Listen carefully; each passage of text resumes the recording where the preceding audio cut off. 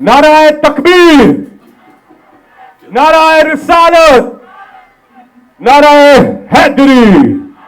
पाकिस्तान का मतलब क्या? तेरा मेरा रिश्ता क्या? मोहम्मद रसूलुल्लाह सल्लल्लाहु अलैहि वसल्लम।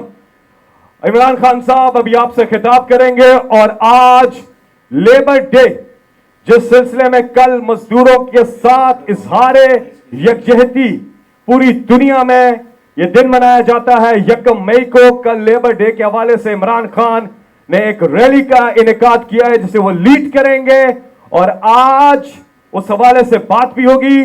पहले हाथ खड़ा करके बताएं जो लेबर विंग के हमारे यहां लोग तशरीफ लाए हैं, आप जरा हाथ खड़ा कीजिएगा।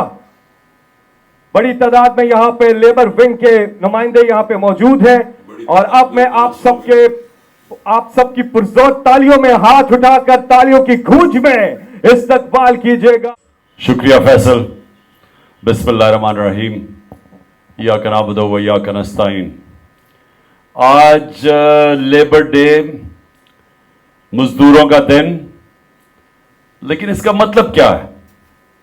यानी हम जब कहते हैं कि मजदूरों का दिन है तो इसका मतलब क्या है? इसका मतलब मेरे पाकिस्तानियों, इसका मतलब ये है कि ये मजदूर जो हैं ये सबसे मेहनत कश लोग होते हैं। यानी वो मेहनत करते हैं ये, और सारा दिन इनकी मेहनत सिर्फ अपनी बीवी बच्चे पालने के लिए होता है। ये वो लोग हैं जिनके ऊपर मुल्क चलते हैं क्योंकि इनकी मजदूरी के ऊपर, और ये मुश्किल काम करते हैं। हम तो जो ऑफिसेज के अंदर बैठ के काम करते हैं, एयर कंडीशन है, ये गर्मी के अंदर चाहे वो सड़कों पे काम कर रहे हैं, ये फैक्ट्रियों में काम कर रहे हैं, तो ये इसलिए हम दिन बनाते हैं कि हम सारी कौम ये बताए इनको कि हमें एहसास है, हमने अपने मेहनत कश लोगों का एहसास है।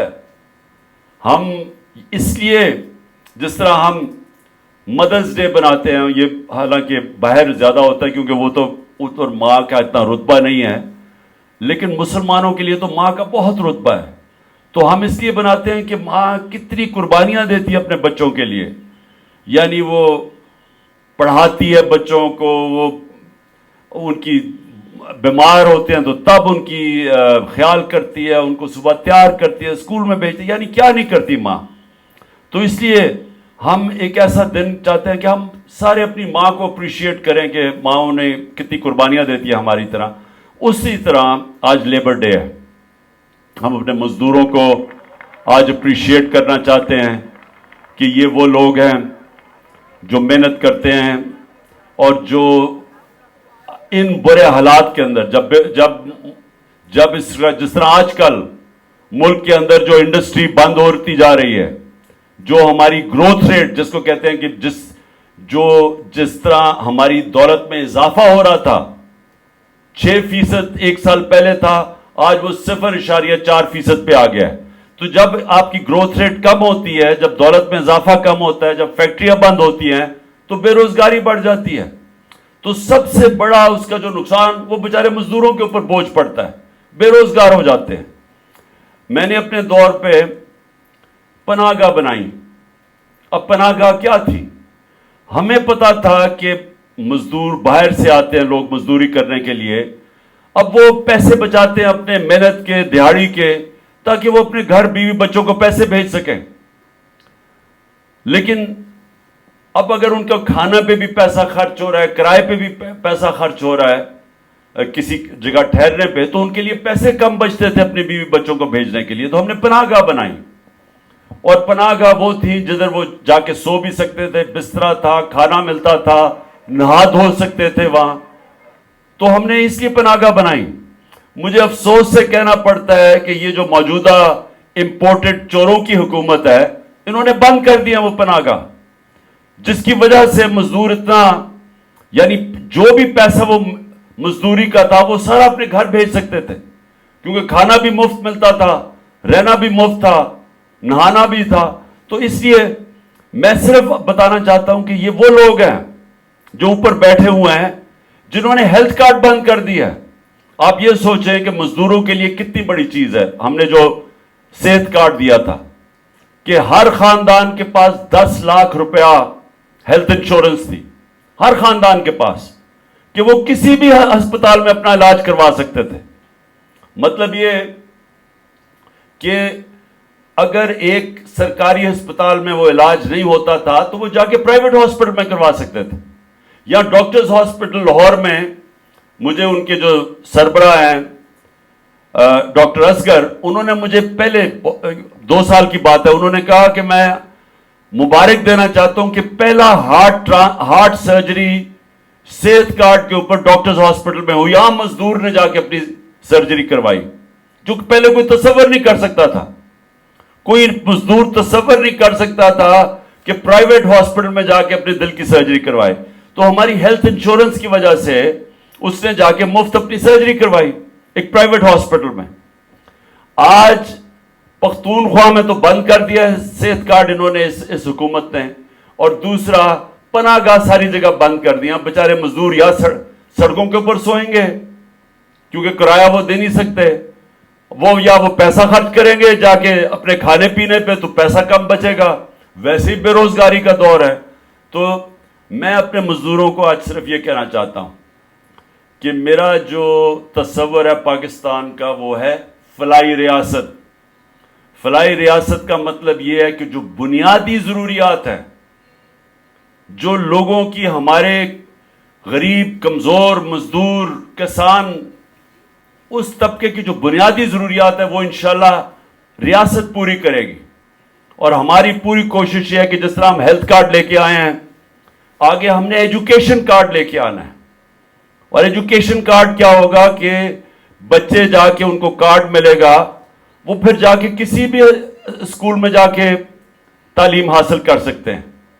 تو یہ بھی اب یہ میرا اگلا انشاءاللہ جب بھی اللہ نے موقع دیا تو ایجوکیشن کارڈ, تاکہ ایک غریب کے بچے کو, وہ کیوں گندے اسکول میں جائے, اس کو بھی موقع ملے اچھے اسکولوں میں جانے کا. اور اس سے کیا ہوگا, اس سے ہوگا کہ اسکول بہتر ہو جائیں گے.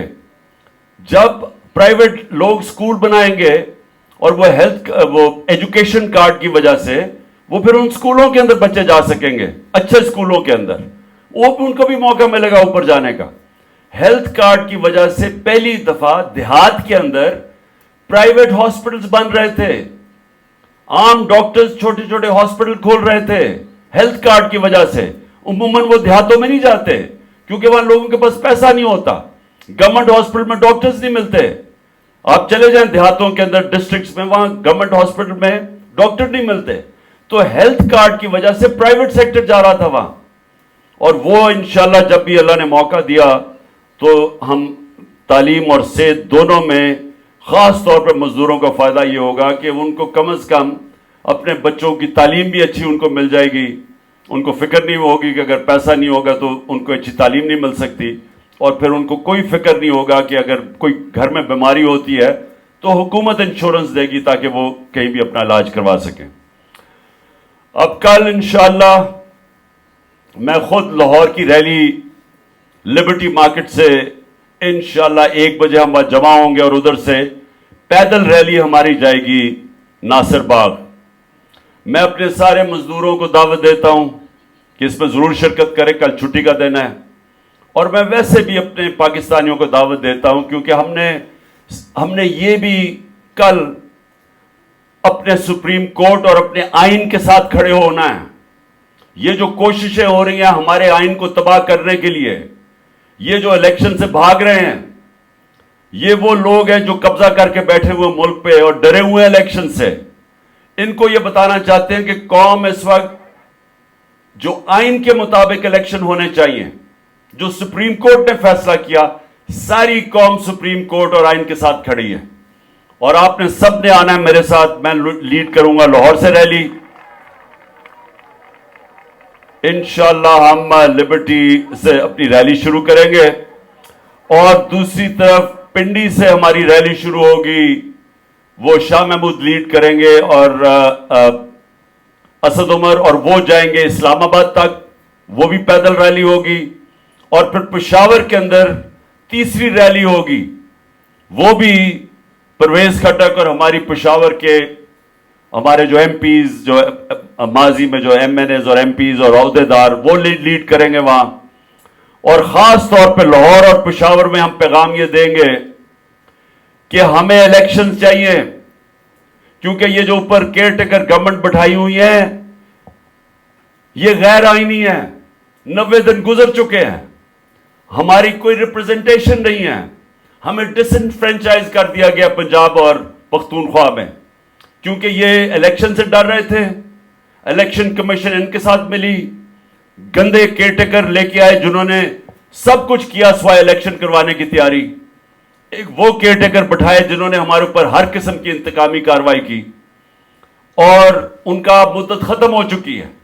तो रैलीज में हम अपना आईनी हक मांगेंगे कि जो आइन हमें हक देता है और जो सुप्रीम कोर्ट ने फैसला किया आइन के मुताबिक, हम सारी अब अपनी रैलीज के अंदर अपने सुप्रीम कोर्ट के फैसले के ऊपर अमल करवाने की कोशिश करेंगे और बताएंगे कौम निकलेगी सड़कों के ऊपर। तो इसलिए मैं अपनी सारी कौम को कल दावत दे रहा हूं कि लाहौर में मेरे साथ निकलें, पिंडी से जो हमारी रैली शुरू होगी उसमें आप सब निकलें, इस्लामाबाद तक जाएगी, और पेशावर की रैली, इन तीनों रैलीज के अंदर आपने पूरी तरह शिरकत करना है।